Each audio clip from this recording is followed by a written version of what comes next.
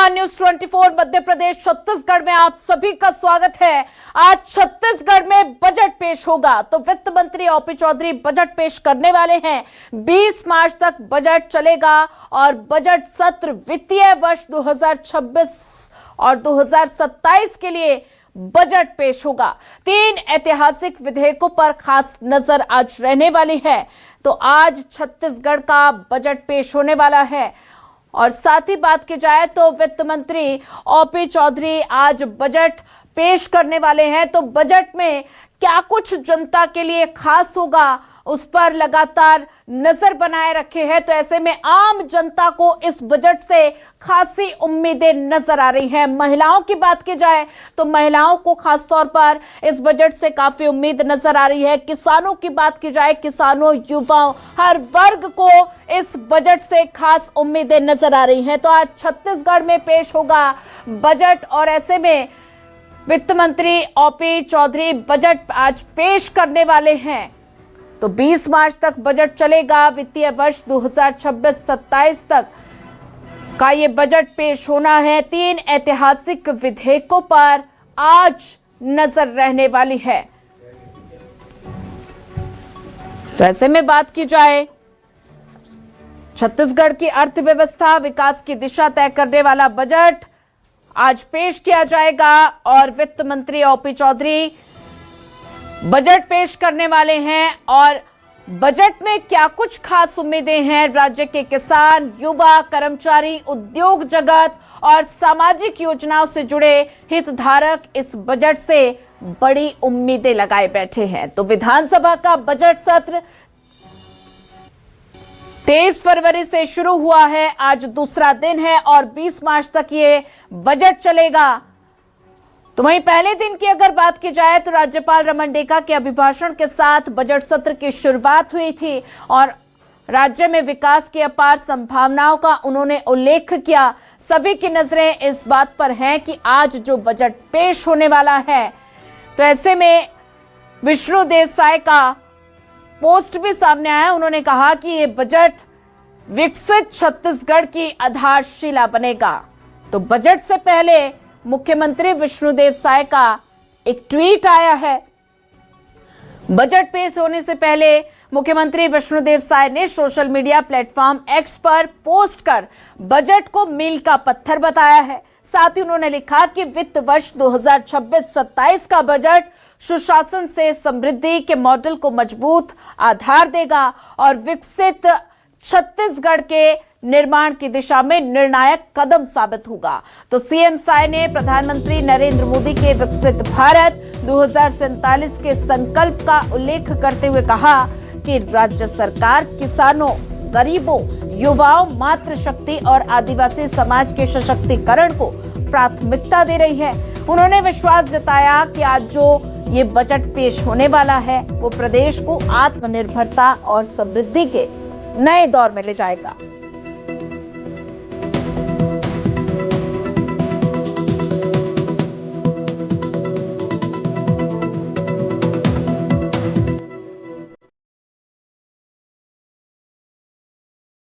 Budget पेश होने वाला है।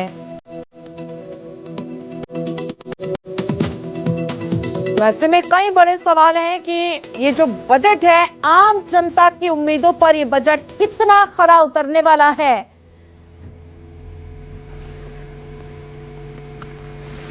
तो बजट में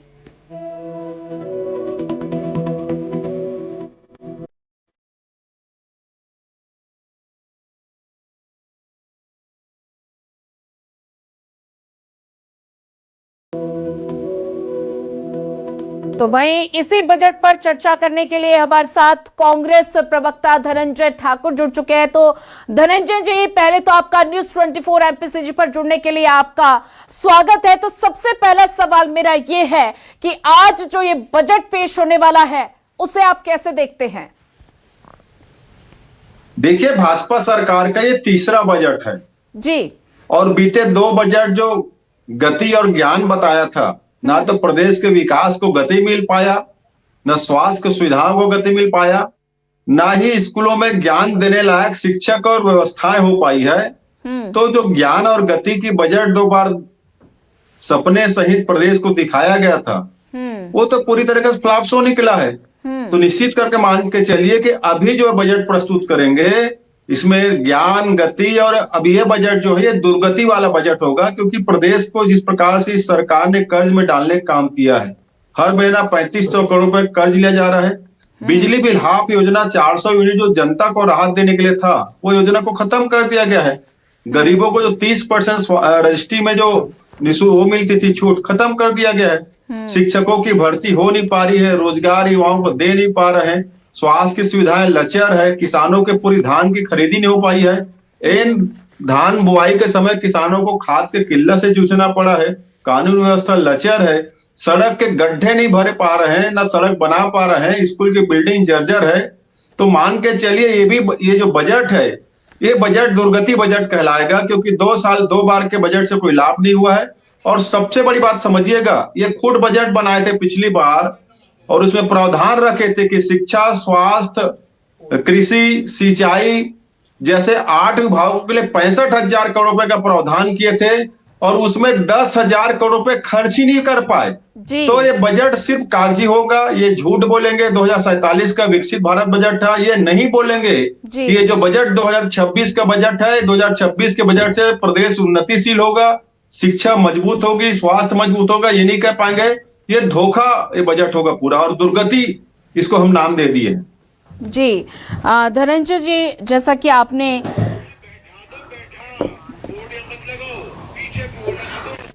साथ बीजेपी प्रवक्ता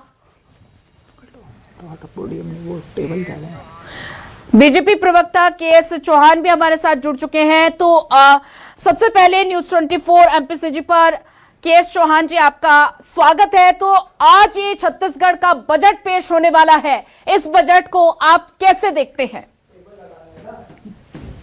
बिल्कुल, हम जिस आंखों से देखते हैं, जब जैसे हम हैं वैसे ही उसी आंखों से देखते हैं जी। और जैसे कि हमारे साथी प्रवक्ता बोल रहे थे, हाँ, दुर्गति का नाम ले रहे थे, तो जिस पार्टी की दुर्गति हो गई हो, जिनके कार्यकर्ताओं की दुर्गति हो गई हो, जिनके पदाधिकारियों की दुर्गति हो गई हो, जिनके जनप्रतिनिधियों की दुर्गति हो गई हो, तो दुर्गति के निगाहों से ही सभी चीजें देखते हैं, क्योंकि ये दुर्गति हो चुकी है।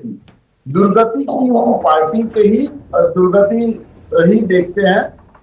और जैसे कि मैं बताऊं, अभी किसानों की बात कर रहे हैं, किसानों के लिए राजीव गांधी न्याय योजना के तहत इन्होंने प्रति साल, हर साल जो है वो क्या दिया, वो ये दिया कि 3,000 से 5,000 करोड़ रुपए देते थे। हम लगभग 13,000 करोड़ रुपए दे रहे हैं। इसका इनके पास जवाब नहीं होगा। क्यों नहीं होगा? क्योंकि आप इसको झूठला नहीं सकते, और झूठ बोलना इनका काम। क्या हमने 3,000 से 5,000 करोड़ रुपए से 13,000 करोड़ रुपए जो एक्स्ट्रा हम लोग दे रहे हैं किसानों को, क्या आप उसको जुटला सकते हैं? बिल्कुल नहीं जुटला सकते। जैसे 1,39,000 करोड़ 139 लाख मेट्रिक टन हमने धान खरीदा है। इन्होंने कितना खरीदा? तो इन्होंने एक पूरा सबसे ज्यादा जो धान खरीदा था वो 104 लाख मेट्रिक टन खरीदा, और ये आप उसमें आ नहीं पाए। हम लगभग डेढ़ गुना हमने धान खरीदा। उसके बाद आ जाइए 140 लाख 140 लाख करोड़ रुपया हमने धान खरीदी में दिया, जितना कि आपने 5 साल में नहीं दिया। 5 साल में 140 करोड़ रुपए जो हमने दिया, आपने नहीं दे पाए। और उसके बाद धान खरीदी के बारे में ये बोलते हैं, और उसके बाद आपने 39,000 करोड़ रुपया आप डेब्ट छोड़ के गए थे, देनदारियां छोड़ के गए थे, जो हमने भरी है, वो हमने कंपनसेट किया है। उसके बाद आपने महतारी वंदन और महिलाओं के बारे में बोल रहे थे। मोहतरमा, इनके बस की बात नहीं है कि 641 करोड़ रुपए महीना हम कैसे दे रहे हैं। ये तो अपनी जेब भरने लगे हुए थे। 641 करोड़ रुपया महीना हम दे रहे हैं 641 करोड़ रुपए। उसके बाद 10,000 करोड़ रुपया हमारा हर साल पीएम आवास में जा रहा है, जो इन्होंने 5 साल ऐसे ही लटकाते हुए रह गए। 10,000 करोड़ से ऊपर का जो केंद्रांश आया था वो वापिस चले गया। वो 10,000 करोड़ रुपए जो हम लोग अपने छत्तीसगढ़ वासियों के ऊपर खर्च होता जी, ये क्योंकि राज्यांश भर नहीं पाए थे, ये भी बहुत बड़ा कारण है कि छत्तीसगढ़ की जनता ने इनको वापस नहीं दिया। उसके बाद आज की स्थिति में हम जो जैसे चला रहे हैं, हम जिस हिसाब से चला रहे हैं, जिसमें इकोनॉमिक ग्रोथ भी हमारी हो रही है, हमारा जीडीपी बढ़ रहा है, हमारा जीएसडीपी भी बढ़ रहा है, हमारा लगभग 8.11% का हमारा रियल ग्रोथ होता है। जो एवरेज जो होता है, एवरेज जो 8% के आसपास होता है, उस एवरेज से हम लोग ज्यादा में कर रहे हैं। तीसरी बात, आप ये देखिए मोहतरमा कि हम लोगों ने जो इकोनॉमिक ग्रोथ और जो हम लोग ने कर्जा लिया है, वो जीएसडीपी के अंतर्गत ही लिया है।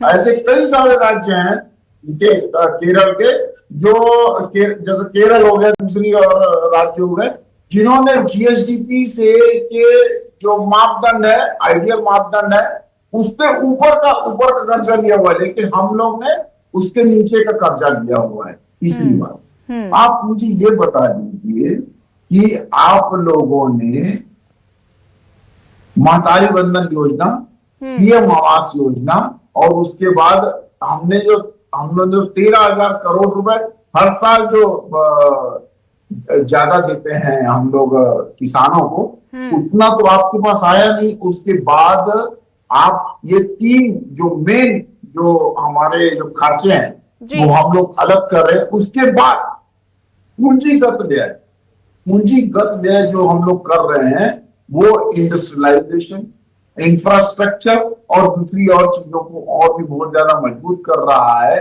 तो मनरेगा का जैसे हम लोग ने बढ़ा दिया है, और उसके बाद बहुत और इंफ्रास्ट्रक्चर हमने मजबूती से हम लोग कर रहे हैं। तो ये सभी चीजें जो हैं, ये सब आपने तो पाइपलाइन जो थी कोई रोक दी थी, उसका ही काम नहीं करवा पाए थे आप। नल जल योजना के तहत हर घर में जल नहीं पहुंचा पाए थे, उसका ही काम आपने लेट कर दिया था। क्यों? क्योंकि आपको राज्यांश भरना पड़ रहा था। केंद्रांश का पैसा यहाँ पर पड़ा हुआ था, राज्यांश आपको भरना पड़ता है, इसलिए आपने किया नहीं। वो जल नल योजना भी आपने पूरी की। आपका 39,000 करोड़ रुपया हमने किया है, ये आप मत भूलिए। जो आप देनदारी रख के गए थे हर विभाग में देनदारी, अभी अगर इनकी सरकार खुदा न खास्ता रिपीट हो जाती तो ये लोग तनख्वाह भी नहीं दे पाते, जैसे कि इनके अस्पतालों में हो रहा है। केरल में स्त्री सुरक्षा स्कीम है एक तो इनकी, उसमें से लगभग 2-3 महीने से उनकी हर महीने की किस्त नहीं जा रही है, जो ये लोग कर रहे, और हम लोग पूरा वो कर रहे। इनकी सरकार से दूसरे राज्यों में तो ये 15 तारीख तक सैलरी बांट पाते थे।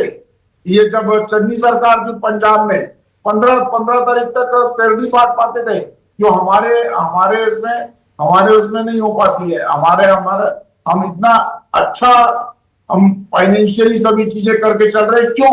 ये सोच इसकी है कि हम छत्तीसगढ़ के लोगों, छत्तीसगढ़ की जो हमारी जनता ने हमारे को जो आशीर्वाद दिया हुआ है, उस आशीर्वाद के तहत हम अपना काम कर रहे हैं। ये हमारी उपलब्धियां हैं। उसके बाद ठीक है, आप ये देखिए, सुनिए, ये लगभग 1.5 लाख करोड़ रुपए का बजट है।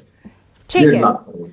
इसमें आप ये देखिए मोहतरमा कि हमने प्रति व्यक्ति आय के कितनी छलांग लगाई है।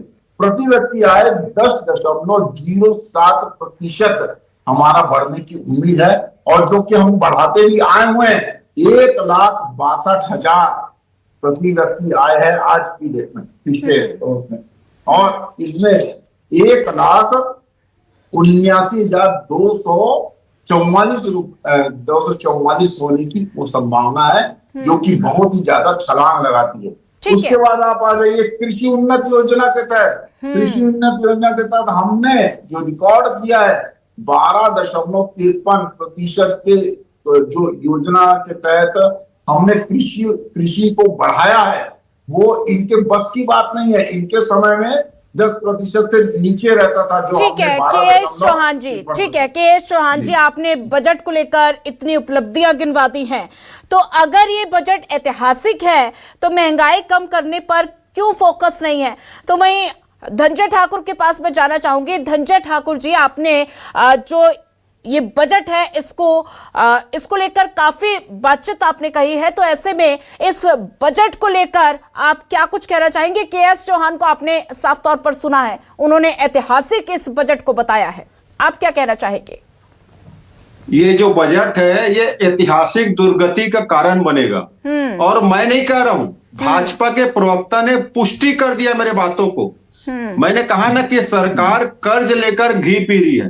भाजपा प्रवक्ता कह रहे हैं ना, हम कर्ज ले रहे हैं। क्यों आप कर्ज ले रहे हैं? अगर राज्य की आय बढ़ गया तो क्यों आपको कर्ज लेना पड़ रहा है? अगर आपकी केंद्र सरकार आपकी मदद कर रही तो क्यों आपको कर्ज लेना पड़ रहा है? अगर आपके पास इनकम है तो, क्योंकि आपने इस प्रदेश को खोखला बना दिया, साय ने, सुशासन ने खोखला बना दिया है। पहली बात। 2-3 बातें मैं भाजपा प्रवक्ता को धन्यवाद दूंगा, जो इन्होंने अपनी सरकार की पोल खोलने का काम किया है।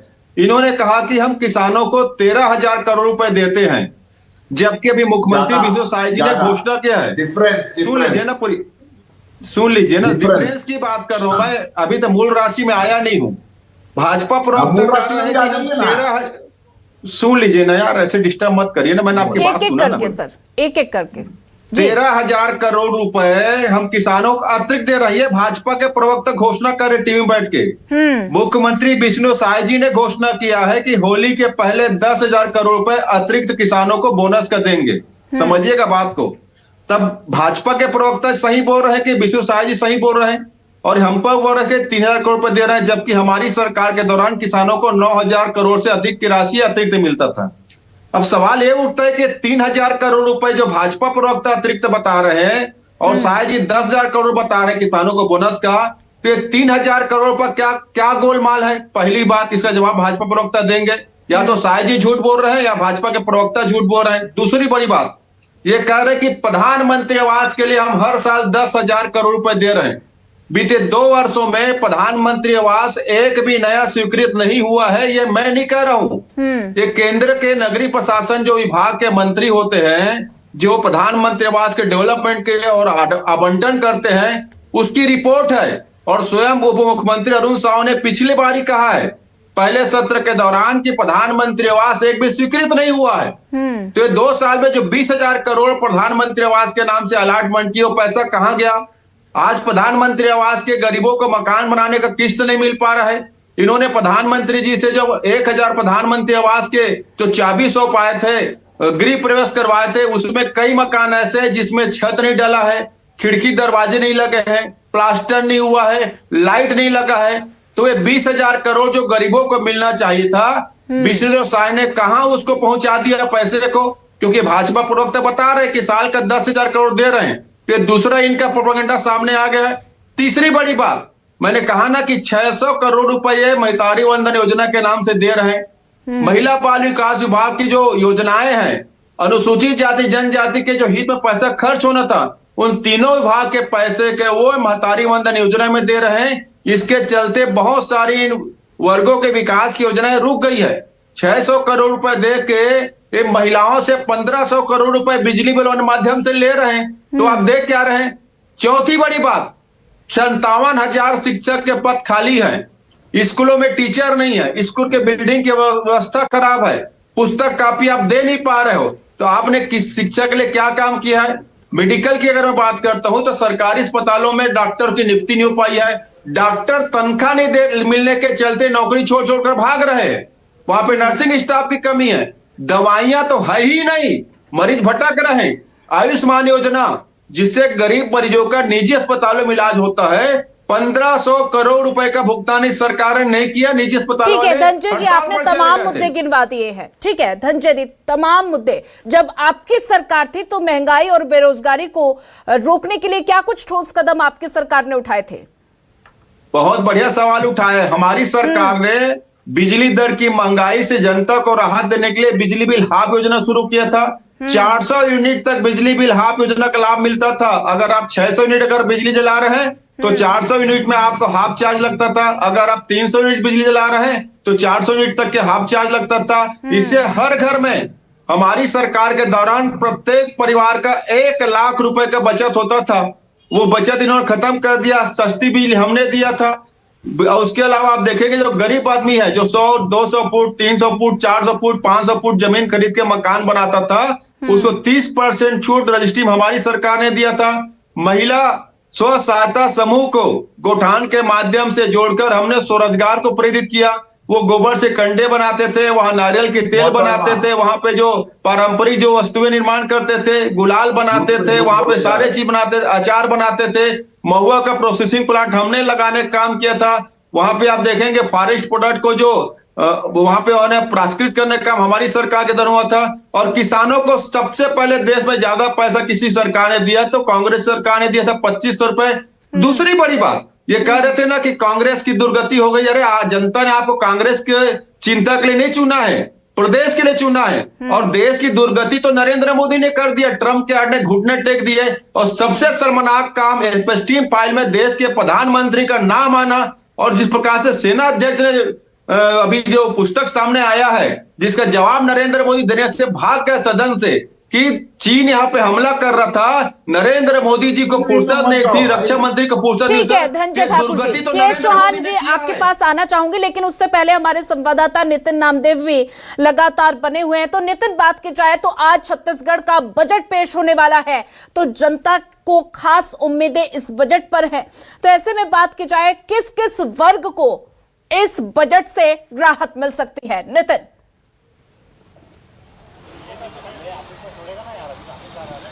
देखिए, अब तक के जो हमने तमाम जो बजट देखे हैं, वित्त मंत्री ओपी चौधरी ही 2 बार बजट पेश कर चुके हैं। ये तीसरा बजट छत्तीसगढ़ सरकार का होगा।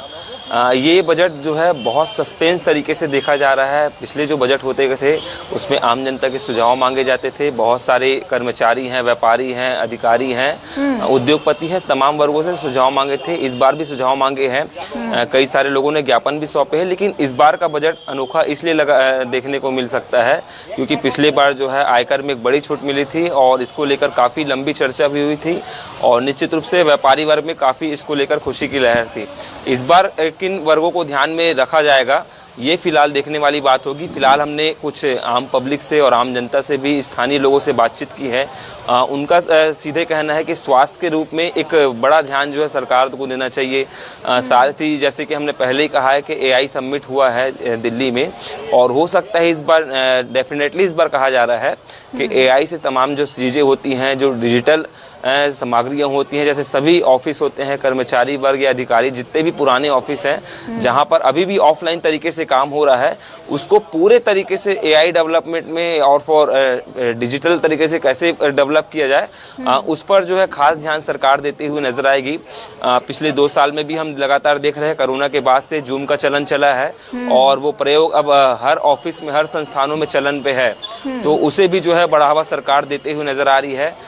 खास बात यह भी है कि शिक्षा को इस बार ज़्यादा ध्यान रखा जाएगा। शिक्षा को लेकर नई नई यूनिवर्सिटी चूँकि छत्तीसगढ़ सरकार में खुलती हुई नज़र आ रही है, तो यूनिवर्सिटी को बढ़ावा दिया जा सकता है, मेडिकल कॉलेजेस को बढ़ावा दिया जा सकता है। शिक्षा के स्तर पे और भी क्या नए कदम उठाए जा सकते हैं, उस पर महत्वपूर्ण चर्चा होगी। फिलहाल इस वक्त की हम थोड़ी आपको कि ये ओपी चौधरी का बंगला है और आप देखिए कि अब मूवमेंट शुरू होता हुआ नज़र आ रहा है।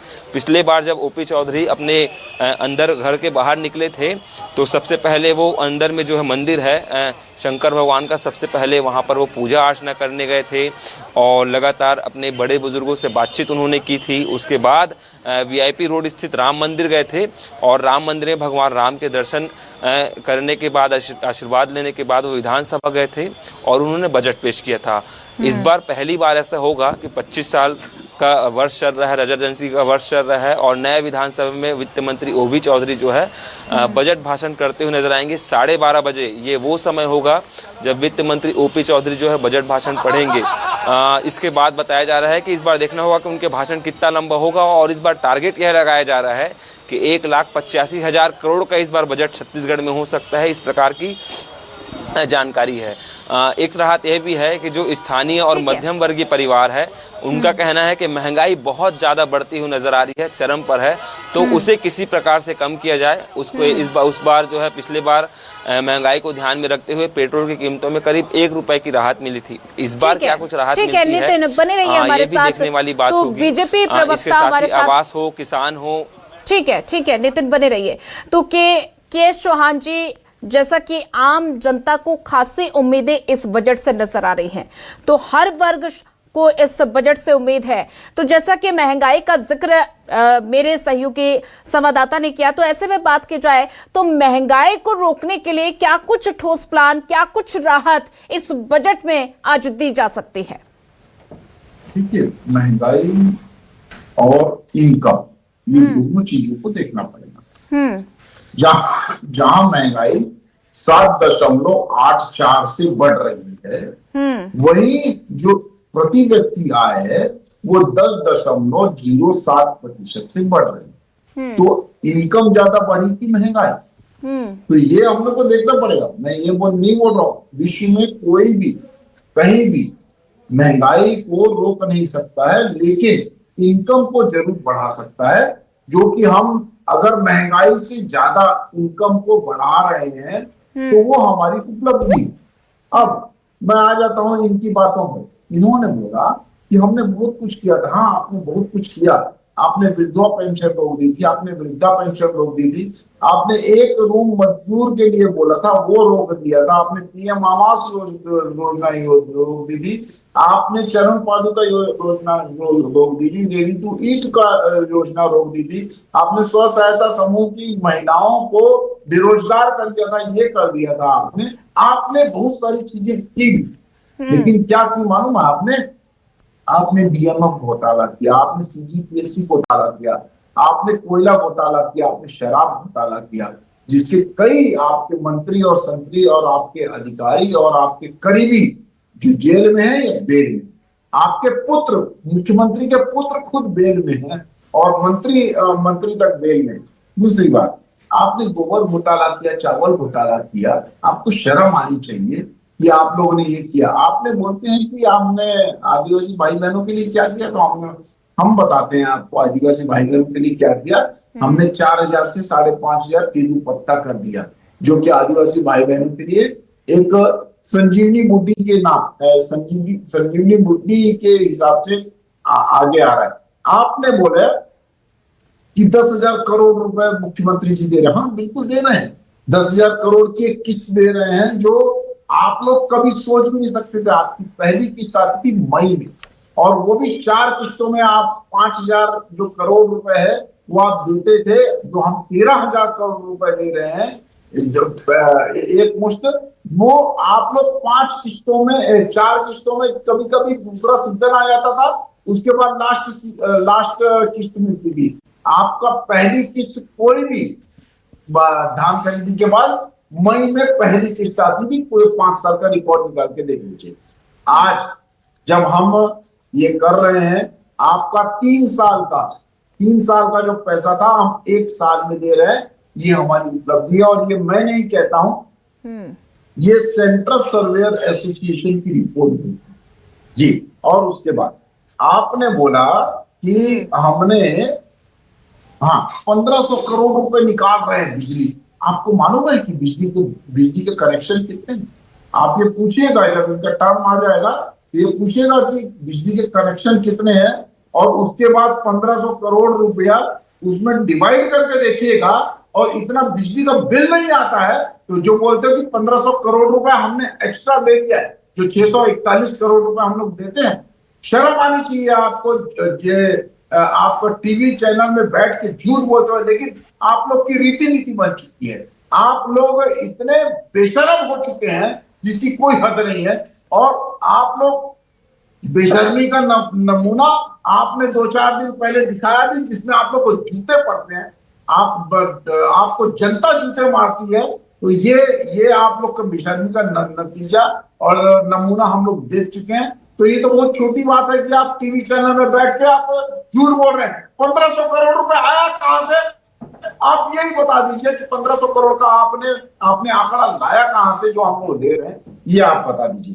तीसरी बात ये है कि नक्सलवादियों के ऊपर जो हमने नकेल कसी है, उतना आप पूरे 5 साल में नहीं कर पाए, जितने 532 नक्सलवादियों को हमने न्यूट्रलाइज किया है।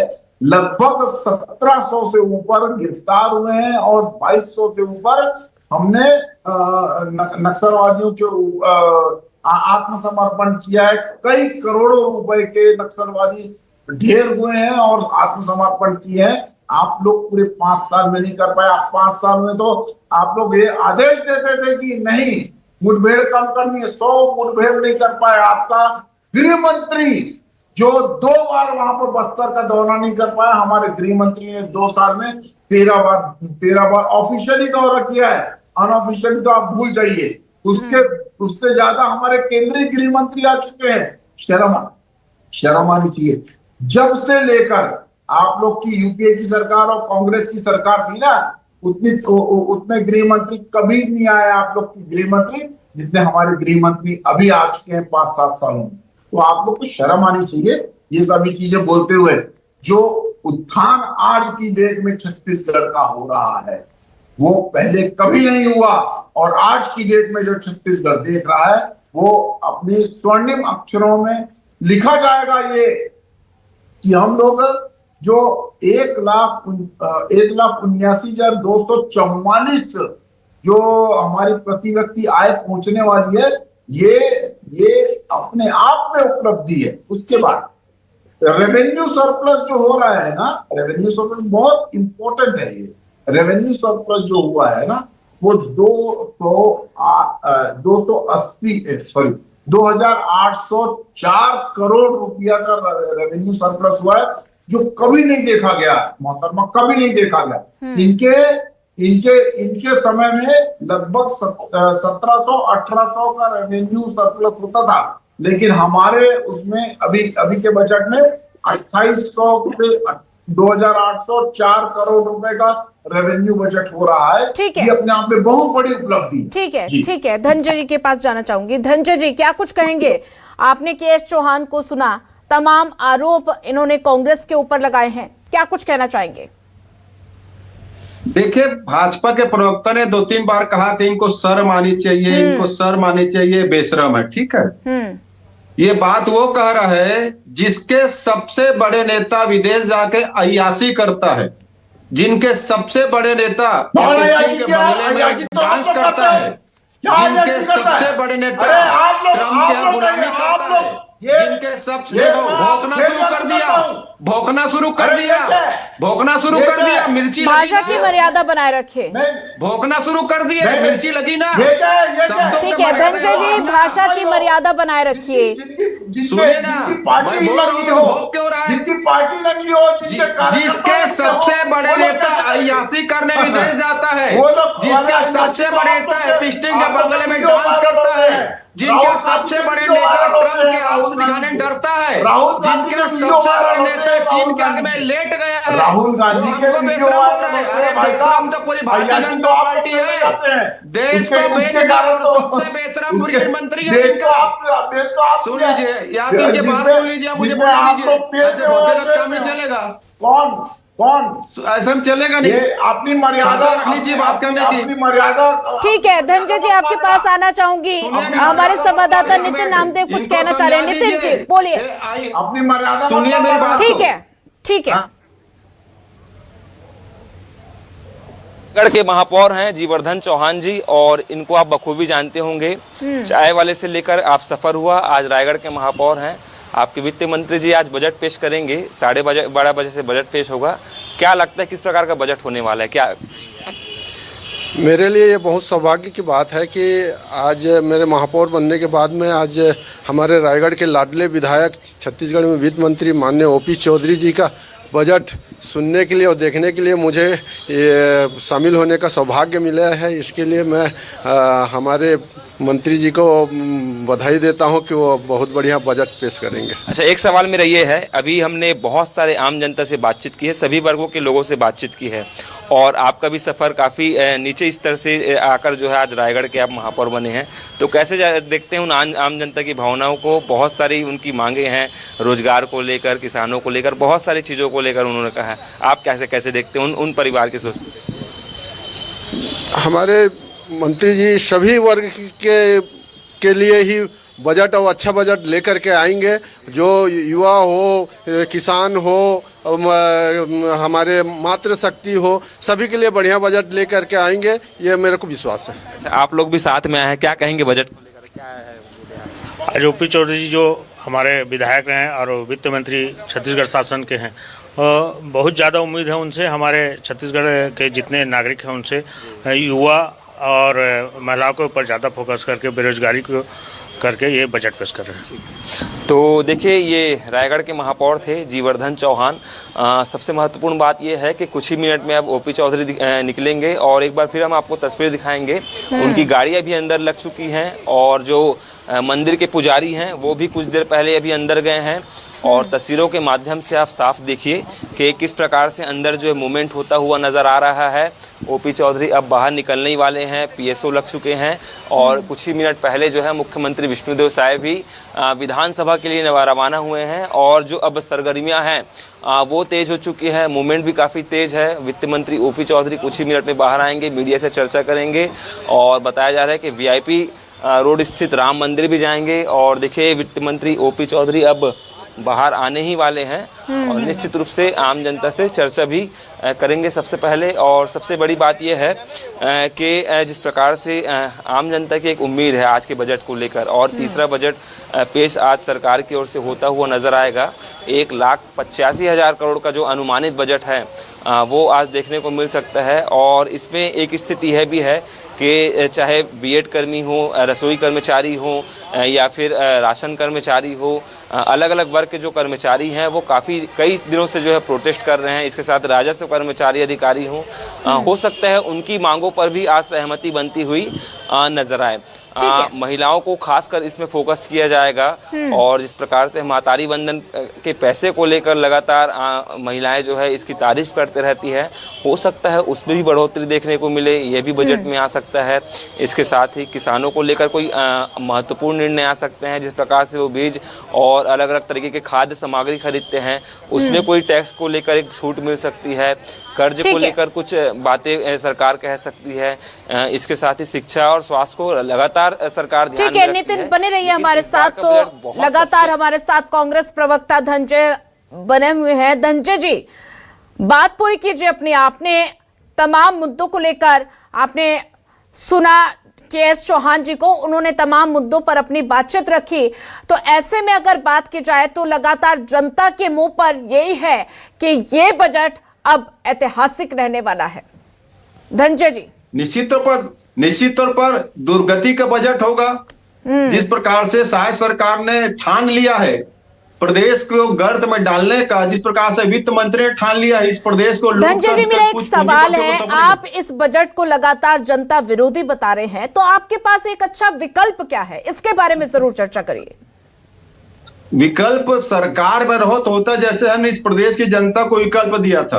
हमने नरेंद्र मोदी के किसान विरोधी नीति के खिलाफ खड़ा होकर यहाँ पे किसानों के धान की खरीदी 2500 में किया, और नरेंद्र मोदी जी ने तानाशाही दिखाते हुए किसानों को एक मुश्त पैसा देने में रोका। हमने राजीव गांधी किसान योजना शुरू किया, ये हमारे किसान हितैषी होने का प्रमाण है। हमने प्रदेश में बिजली की जो महंगी दरें थी रमन सरकार के दौरान, उससे जनता को कैसे राहत दिया, इसलिए बिजली बिल हाफ योजना शुरू किया था। 400 यूनिट तक बिजली बिल हाफ की सुविधा दी, हर घर को 1 लाख रुपए की बचत हुई थी। हम जब गौ सेवा की ओर आगे बढ़े तो हमने गौ सेवकों गौठानों के साथ साथ वहां महिला स्व सहायता समूह को जोड़कर 2 लाख से अधिक महिला स्व सहायता समूह जो है उसमें जुड़कर वहां पे गोबर खरीदी बिक्री करती थी, वर्मी कंपोस्ट खाद बनाती थी, गौ कास्ट बनाती थी, अगरबत्ती बनाती थी, गुलाल बनाती थी। साथ साथ में वहां पे वो फॉरेस्ट प्रोडक्ट को लेकर और जो उनका जो प्रसंस्करण होता था उसको करती थी। इसने गोठान बंद करके महिला स्व सहायता समूह को रोजगार कर दिया। हमने महिला स्व सहायता समूह के लगभग 19 करोड़ रुपए का कर्ज माफी किया था। हमने देखेंगे जब किसान हम सरकार में आते ही हमने 16,000 करोड़ रुपए किसानों को कर्ज माफी किया था। हमारी सरकार दौरान कभी खाद बीज कमी नहीं थी। हमने सरकारी नौकरी का अवसर युवाओं को दिया। इन्होंने क्या किया है? इन्होंने किसानों को खाद बीज दिया नहीं। और जो बेशर्मी से नरेंद्र मोदी ने इस प्रदेश की जनता और महिलाओं से वादा किया था कि उनकी सरकार बनते ही रेडी टू ईट का काम महिला स्व सहायता को समूह दिया जाएगा। 2 साल हो गए, वही पूंजीपति को काम करवा रहे। महिला स्व सहायता समूह जो है आंदोलन कर रही है। 1 लाख सरकारी नौकरी का वादा था, 1 नौकरी भी इन्होंने नहीं दे पाया है। और जिस प्रकार से संविदा कर्मचारियों को वादा किया गया था उनके नियमित भर्ती का, आज आंदोलन हो गया है। शायद सरकार में छत्तीसगढ़ जो हड़ताल गढ़ बन गया है। शासकीय कर्मचारी हड़ताल पर, संविदा कर्मचारी हड़ताल पर, रसोईया संघ हड़ताल पर, शिक्षक हड़ताल पर, किसान हड़ताल पर, व्यापारी हड़ताल पर और देखेंगे युवा हड़ताल पर। इन्होंने भलाई किसका किया है? पूंजीपति की भलाई की बात भी करते हैं। ठीक है, इसी पर जवाब ले लेते हैं के.एस. चौहान जी से। के.एस. जी, तमाम तरह के आरोप आपकी सरकार के ऊपर लगाए जा रहे हैं। साय सरकार पर किसान हितैषी साय सरकार को बताया है, क्या कहना चाहेंगे? मैंने आंकड़ों पे बात की, उसका इनके पास कोई जवाब नहीं। मैंने सेंट्रल सर्वेयर एसोसिएशन की बात की, इसका इनके पास कोई जवाब नहीं। मैंने 1500 करोड़ रुपए पूछा था कि ये 1500 करोड़ रुपए बिजली बिल के तहत हम लोग निकाल रहे हैं, इसके पास इनका कोई जवाब है? इनको तो यही नहीं मालूम है कि कितने कनेक्शन है, कितने कनेक्शन है, कितने आप खुद पड़े बीच में कितने ना हाँ बताइए सुनिए, अपनी मर्यादा आप ना मर्यादा आपको सीखना चाहिए। आप नहीं सुन लीजिए, नहीं बिल्कुल आपकी पार्टी ने इस टाइप से ही काम किया था। आपकी पार्टी ने नंगे हो गए और आपकी पार्टी नंगे हो गई। आपके ऐसा ही काम किया था जिसको जितने पड़े थे आपकी पार्टी ने, आपकी पार्टी के कार्यकर्ताओं को जितने पड़े थे उस पर भाजपा के नेत्री ने बलात्कार का आरोप लगाया है। नहीं, मैं ये क्या बोल रहा हूँ, अभी जूते पड़े थे, जूते पड़े थे, जूते और किसी पार्टी ने एक आम जनता ने माने जूते पड़े, जूते पड़े हैं आप लोग को, जूते पड़े हैं आप लोग को, लिटरली जूते पड़े हैं, जूते जिसमें आप लोग की विख्यात हो चुकी है आपकी प्रसिद्धि, जो यौन शोषण का प्रसिद्धि आपकी प्रसिद्धि हो चुकी है। डांस करते हैं, जूते पड़े हैं, जूते आप लोग को, जूते। भाषा की मर्यादा बनाए जी, भाषा की मर्यादा बनाए रखें। अरे अय्यास है तो अय्यास है, भाषा क्या है? धनंजय जी, भाषा की मर्यादा बनाए रखिए, जनता आपको देख रही है। अरे इनके नेता को अनिल अंबानी ने स्वीडन की लड़की सप्लाई किया था। देखिए सर, बात बजट की हो रही है, आप कहाँ नेता नगरी पे चले गए? बजट पे चर्चा करिए ना सर, बजट पे चर्चा करिए। अय्यास है तो अय्यास है, ये कैसे मुझे बेशरम बोल दिया? भाषा की मर्यादा बनाए रखिए धनंजय जी, ये सब यही ना। इसने जब मुझे बेशरम नहीं, आपको जनता देख रही है, क्या मैसेज जनता के बीच जा रहा है, क्या मैसेज जा रहा है? भाषा की मर्यादा बनाए रखिए। सुनिए ना, आपको तय करना चाहिए। जब उसने कांग्रेस को शर्म बोला, आपके कान में आवाज नहीं आई? मैंने अय्यास बोला, आपको पीड़ा हो गई? और अय्यास घोय तो है अय्यास। ठीक है, ऐसा है कि जैसी पार्टी वैसा ही मुख इनका रहता ही है। इसमें ये खुद कहीं भी बैठ जाए, इनको फटकार नहीं दी, इनके राहुल गांधी को फटकार, जिनके नेता अय्यास हो, जिनके कोर्ट में फटकार लगाई वो हमसे बात करेगा? ठीक है, जिनके नेता की औकात।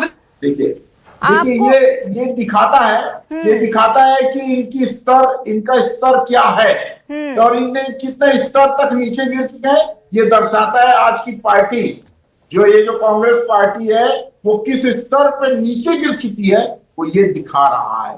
ये दिखा रहा है कि ये प्रवक्ता इस टाइप से यहाँ पर बैठ के चैनलों में एक महिला एंकर के सामने इस टाइप की बात कर रहे हैं। ये दर्शाता है कि इतनी निकृष्ट और इतने मतलब जीरी ठीक हुई है, पार्टी बन ठीक है चुकी है, KS चौहान जी, जिसकी ठीक कोई है। हद नहीं। ठीक है, बजट अब थोड़ी देर में पेश होने वाला है और आपका हमारे साथ जुड़ने के लिए आपका धन्यवाद। धनंजय सिंह भी हमारे साथ बने हुए थे, आपका भी धन्यवाद। और संवाददाता हमारे साथ लगातार नितिन भी बने हुए थे, आप सभी का धन्यवाद। तो ऐसे में अब छत्तीसगढ़ का बजट पेश होने वाला है, बस कुछ ही देर में ये बजट पेश हो जाएगा। आम जनता को काफी उम्मीदें इस बजट पर नजर आ रही हैं। तो ऐसे में इस बजट से किस किस वर्ग को राहत मिल सकती है, ये तो बजट पेश होने के बाद ही पता चल पाएगा। तो बस कुछ ही देर में बजट पेश हो जाएगा।